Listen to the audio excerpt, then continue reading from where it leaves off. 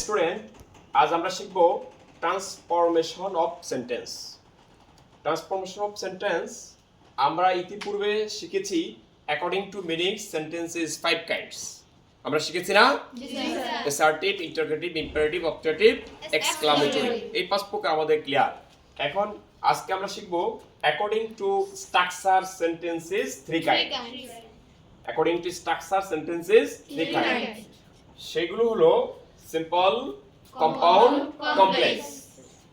Simple সেন্টেন্সটি সরল, যেটি হলো একটি সাবজেক্ট এবং একটি ফাইনাইট ভার্ব দ্বারা গঠিত। এটার নামও সরল, আমরা সহজভাবে এটাকে জানিও চিনিও। এটা আমরা আলোচনায় যাব না। আমরা আজকে আলোচনায় চলে আসবো কম্পাউন্ড সেন্টেন্স এবং কমপ্লেক্স সেন্টেন্স, কারণ এই জটিলতা এই দুইটি সেন্টেন্সেই জটিলতা বাদে। ঠিক আছে, এখন কম্পাউন্ড সেন্টেন্স এবং কমপ্লেক্স সেন্টেন্সের সংজ্ঞা তোমরা ছোটবেলা থেকে অনেকভাবে পড়েছ, কিন্তু আমার মনে হয় তোমরা খুব বেশি মনে রাখতে পারো নাই। আজকে আমরা এমন একটি অভিনব পদ্ধতিতে কম্পাউন্ড এবং কমপ্লেক্স সেন্টেন্সের সংজ্ঞা শিখব, যেটি আমরা কখনোই ভুলবো না। ঠিক আছে? Are you ready? দেখো, আমরা এই দুটি সংজ্ঞা শেখার আগে আমরা চলে যাব কনজাংশন। পার্টস অফ স্পিচ এর 8 প্রকারের মধ্যে একটি আছে কি? কনজাংশন। কনজাংশন 2 প্রকার। Conjunction is 2 kind. এক নম্বর হলো কোঅর্ডিনেট, আর হলো সাবঅর্ডিনেট। কোঅর্ডিনেট কনজাংশন হলো এই কয়টি: and, but, or, yet, with. Basically and, but, or এই তিনটি সবচেয়ে বেশি ব্যবহৃত হয়, আর বাকি দুটি ক্ষেত্র বিশেষ ব্যবহৃত হয়। তাহলে আমরা সহজভাবে শিখব যে কোঅর্ডিনেট কনজাংশন দ্বারা যে সেন্টেন্স গঠিত হয় কাকে বলা হয়? Compound sentence. সবাই বলো, কোঅর্ডিনেট কনজাংশন দ্বারা যে সেন্টেন্স গঠিত হয় তাকে বলে compound sentence. Secondly, subordinate conjunction. তাহলে সাবঅর্ডিনেট কনজাংশন হলো কি কি? Some preposition.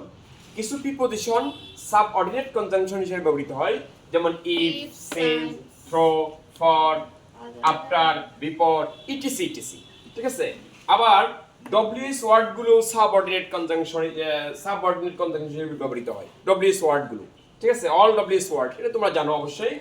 তারপরে সাম ওয়ার্ডস, এই দুটো ছাড়াও কিছু ওয়ার্ডস আছে যেগুলো সাবঅর্ডিনেট কনজাংশন হিসেবে ব্যবহৃত হয়, যেমন দ্যাট, ধো, অলধো, ইটিসি ইটিসি।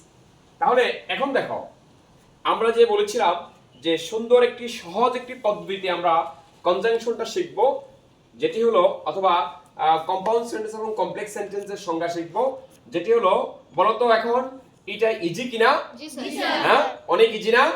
তুমি কোঅর্ডিনেট কনজাংশন দ্বারা যে সেন্টেন্স গঠিত হয় সেটা হলো কম্পাউন্ড সেন্টেন্স, আর সাবঅর্ডিনেট কনজাংশন দ্বারা যে সেন্টেন্স গঠিত হয় সেটা হলো কমপ্লেক্স সেন্টেন্স। একইভাবে তুমি দুইটা জিনিস আয়ত্ত করতে শিখলা, একটা হলো সংজ্ঞাটাও শিখলা, আবার কোঅর্ডিনেট কনজাংশন গুলো তুমি ক্লিয়ারলি জানা থাকলো। আবার এই কমপ্লেক্স সেন্টেন্সটা শিখলা, আবার সাবঅর্ডিনেট কনজাংশন গুলো তোমাদের ক্লিয়ারলি জানা থাকলো। কেমন লাগলো ক্লাসটা? ভালো। ওকে।